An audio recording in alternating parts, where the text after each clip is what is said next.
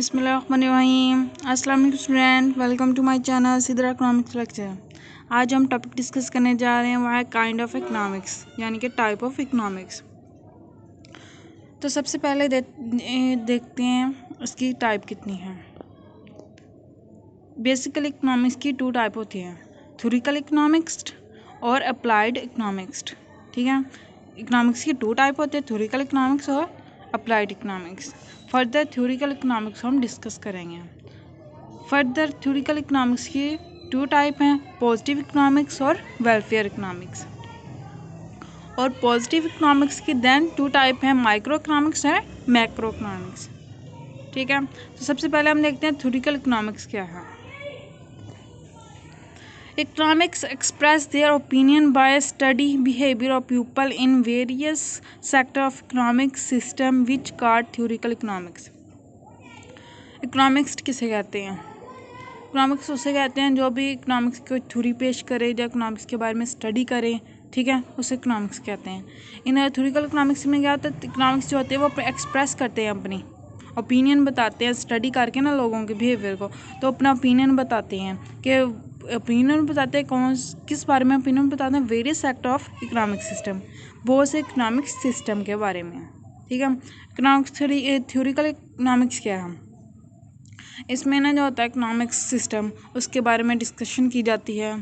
ठीक है, और देन उनके बुनियाद डिस्कशन की बुनियाद पर लॉज वगैरह बनाए जाते हैं, जैसा कि बनाएंगे हैं लॉ ऑफ डिमांड। इकोनॉमिक्स में है ना law of demand, law of supply, law of decreasing margin utility, law of increasing return, law of decreasing return, law of constant return, ऐसे बहुत से लॉ हैं। तो ये तमाम लॉ क्या से होते हैं, थ्योरिटिकल इकोनॉमिक्स, क्योंकि इसमें क्या किया जाता है, वो हम इकोनॉमिक्स सिस्टम को डिस्कस करते हैं, उस पर बहस करते हैं, देन उससे कोई ना कोई लॉज वगैरह बनाते हैं। ये होती है थ्योरिटिकल इकोनॉमिक्स। देन हम अपनी सेकंड टाइप पे आते हैं इकोनॉमिक्स की, वो है पॉजिटिव इकोनॉमिक्स। थ्योरिटिकल इकोनॉमिक्स के बाद आता है welfare economics. Welfare economics. In welfare economics do not empirically describe causes and result only but also suggest measure and policy of the public betterment। जो होता है ना वेलफेयर इकोनॉमिक्स, ये welfare economics जो डॉक्टर मार्शल था, पिगोपियन, कनीजन वगैरह, इसने economics को कौन सा कहा था, well being of human welfare. ठीक है, तो देन उन्होंने कहा कि इकोनॉमिक्स क्या है, वेलफेयर है लोगों के। उन्होंने बताया कि लोगों का कैसे वेलफेयर हो, उनका वेल बीइंग कैसे हो, वो कैसे अच्छे से अच्छी अपनी चीज़ें इस्तेमाल कर सकते हैं, अपनी ज़रूरत कैसे पूरी कर सकें। ठीक है, उन्होंने कहा इकोनॉमिक्स होते हैं वो सिर्फ ये नहीं बताते कि ये काजेज़ हैं, इसके ये रिज़ल्ट होते हैं, बल्कि वो कोई ना कोई आपको पॉलिसी, कोई ना कोई पॉलिसी या मेजरमेंट देते हैं आप, जिससे आपकी जो होती है पब्लिक बेटरमेंट हो। वेलफेयर इकोनॉमिक्स में क्या होता है, इसमें सिर्फ काजेज़ और रिजल्ट नहीं बताते, बल्कि उसका सजेशन भी देते हैं कि ये करेंगे तो आपकी पब्लिक बेटरमेंट होगी। वेलफेयर कहाँ से होता है, जैसे कि फूड, क्लॉथ, हाउस, ये नेसेसिटी कमोडिटी है ना। अगर हम इन नेसेसिटी कमोडिटी को हर पर्सन की कंट्री में जो भी रहते हैं ना, हर एक की फुलफिल हो रही है, दैट मीन हमारी कंट्री क्या, हमारी इकॉनमी क्या वेलफेयर है। देन वेलफेयर इकोनॉमिक्स में क्या आएगा, और हमारी नेसेसिटी गुड्स फुलफिल हो रही है, हमारी ह्यूमन वेलफेयर हो रही है, तो देन हमारी क्या इकॉनमी क्या वेलफेयर इकोनॉमिक्स है, इकोनॉमी है। देन हम इसकी ये हमने पढ़ा था, टू टाइप पढ़ ली हैं। देन हम आते हैं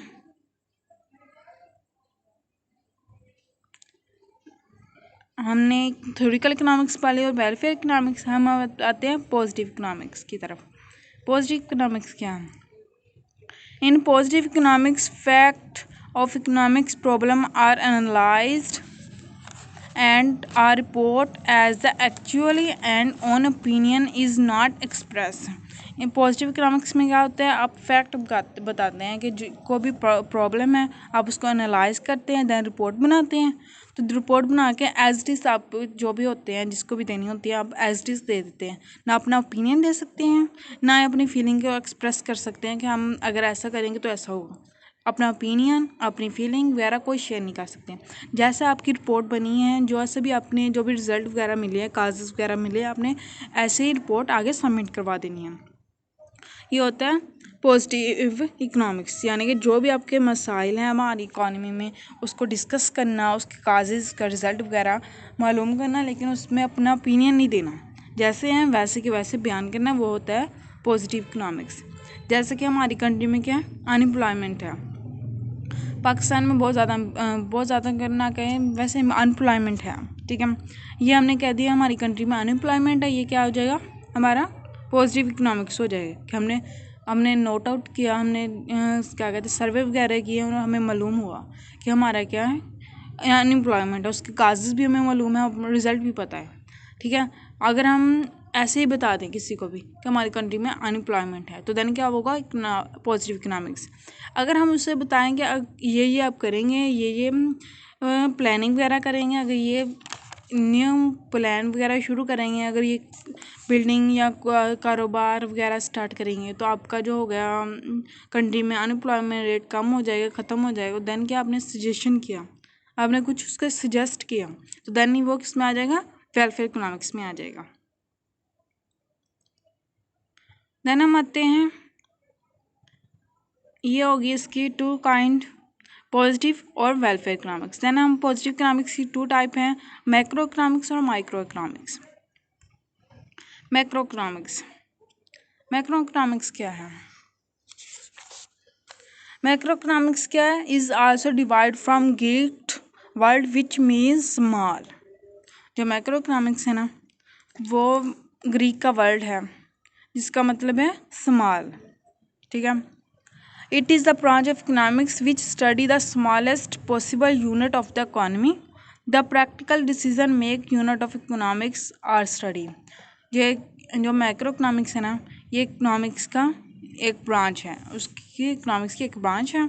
इसमें हम छोटे छोटे यूनिट को डिस्कस करते हैं, जैसा कि consumer behaviour, demand and supply of any commodity, firm, enterprises, ये तमाम किस में आते हैं, मैक्रो इकोनॉमिक्स में आते हैं। हमने छोटा छोटा एक किसी इंसान के कंज्यूमर, जो भी कोई पर्सन है वो कोई चीज़ कंज्यूम कर रहा है, तो हम उसके कंज्यूम करने के बिहेवियर को डिस्कस करेंगे, स्टडी करेंगे, तो वो क्या इसमें आ जाएगा, मैक्रो इकोनॉमिक्स में आ जाएगा।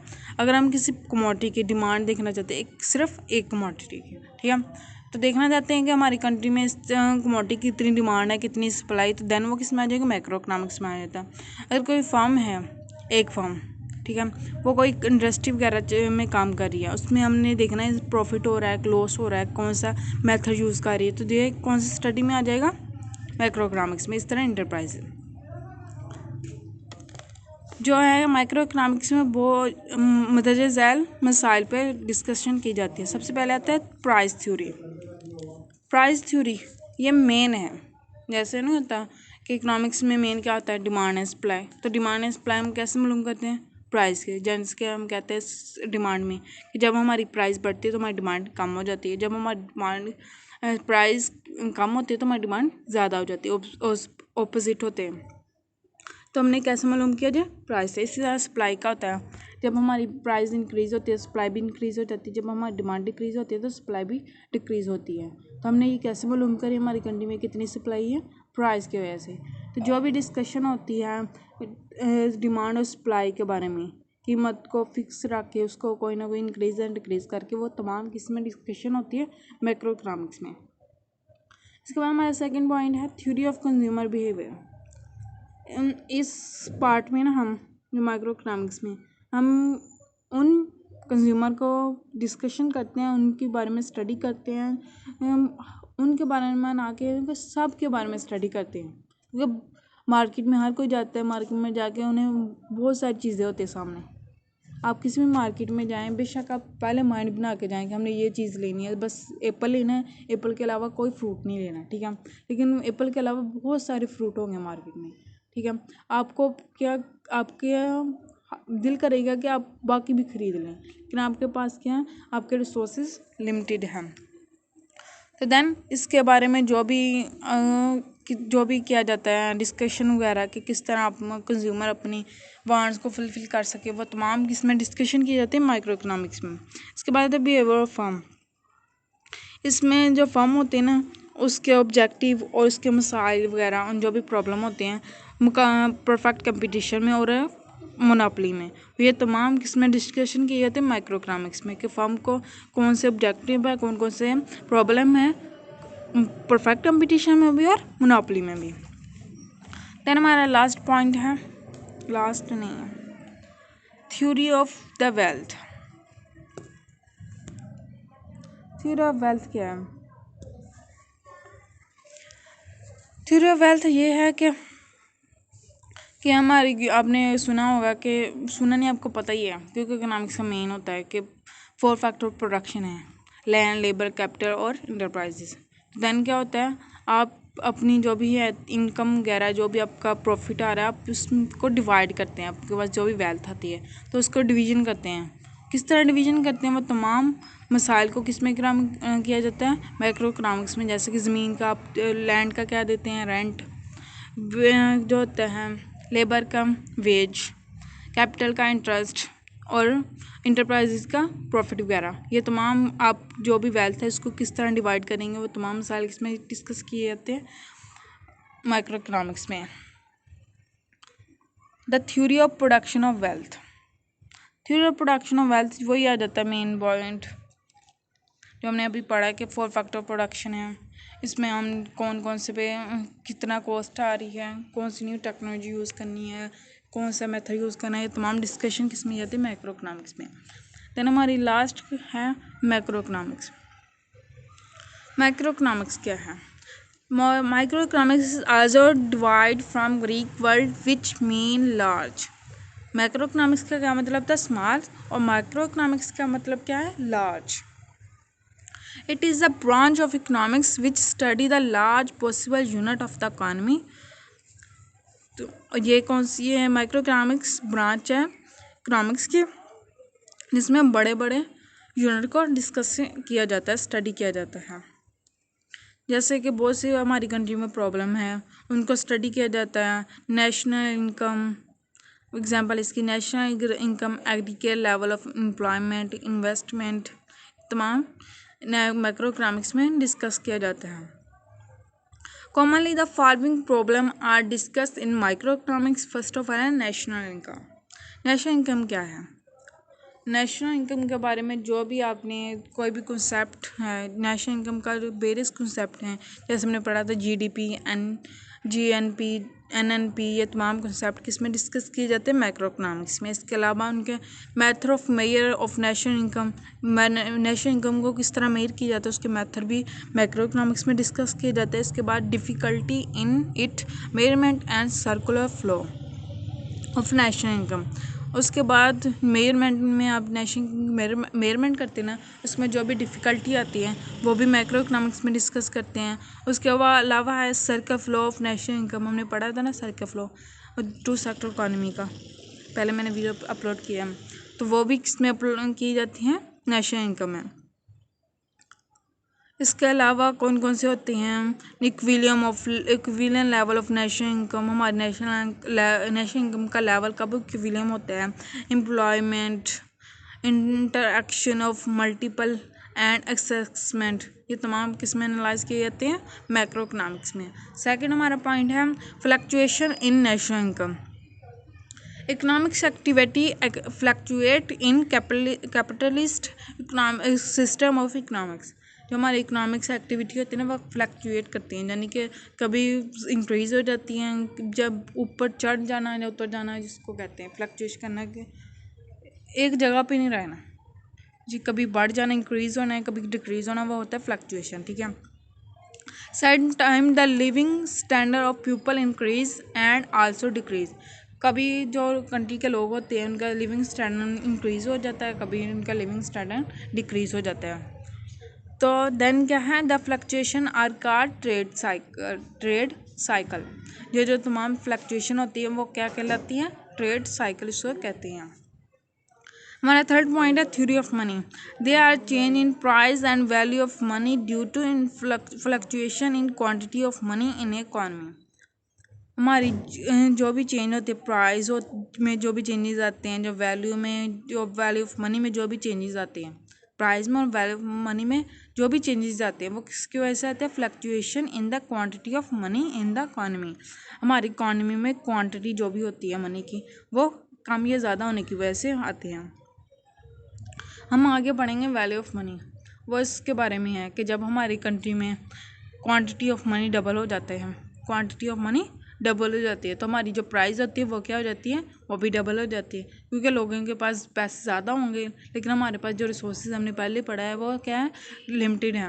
तो देन हम फुलफिल नहीं कर सकते तो हम क्या करेंगे? प्राइस इंक्रीज़ कर देंगे।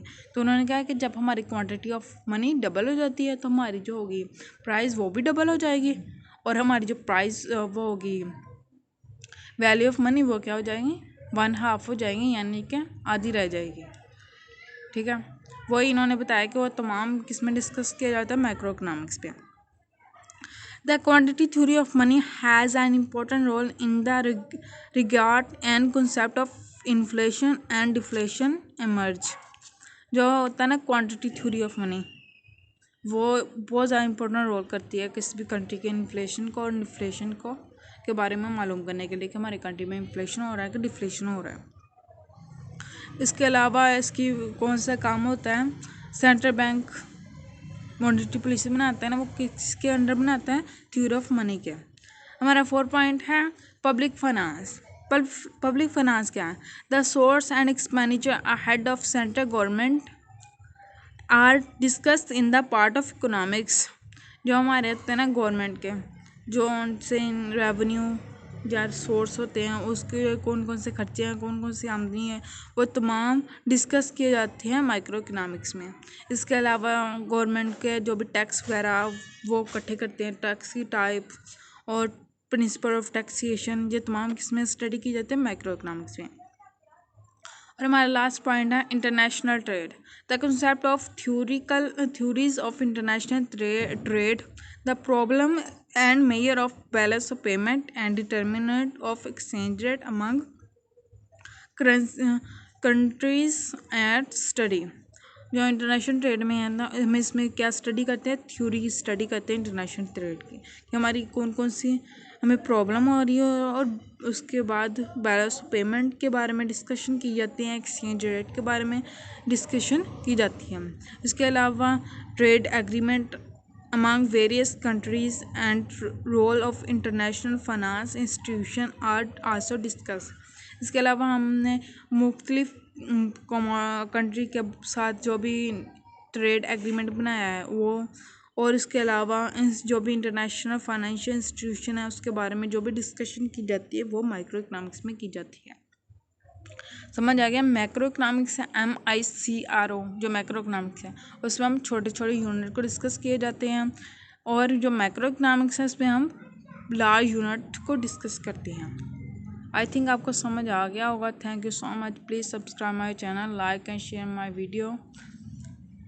Please subscribe my channel. Thank you.